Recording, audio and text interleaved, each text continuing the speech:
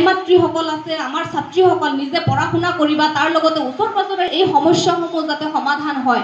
তুমি নিজে পঢ়ি আছা, কাষৰ ঘৰৰ সৰু ছোৱালীটো যাতে বিয়া নহয়, সেইটোত অকণমান গুৰুত্ব দিবা। যে নিজে পঢ়া শুনা কৰিবা, তাৰ লগতে ওচৰ পাজৰে কি হৈ আছে অকণমান খবৰটো ৰাখিবা, যাতে বেয়া ঘটনা একো নহয়, কোনোবা ল'ৰাটো যাতে বিপথে পৰিচালনা নহয়, ড্ৰাগছৰ কবলত যাতে নপৰে, বেয়া কাম যাতে নকৰে, অকণমান গুৰুত্ব দিব লাগে। আৰু বিশেষকৈ নিজে নিজৰ প্ৰতিভাৰ বিকাশ কৰিবা, লগতে অইন ছোৱালী, তোমাৰ কাষৰ ঘৰৰ ছোৱালীজনীও যাতে ভালদৰে পঢ়া শুনা কৰিব পাৰে, আগুৱাই আহিব পাৰে। দুখীয়া ঘৰৰ ছোৱালীজনী পঢ়িব পাৰিলে নে নাই, খাব পাৰিলে নে নাই, সেই খবৰটো ৰাখিব লাগে।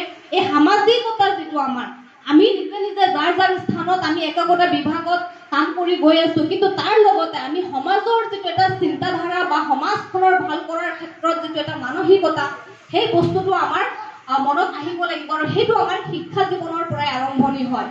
আজি আমি এটা পিছপৰা ঠাইৰ পৰা আমি আগুৱাই গৈ আজি এই স্থান পোৱাটো, বিশেষকৈ কৃষ্ণা বাইদেউ আছে, তেখেতসকলৰ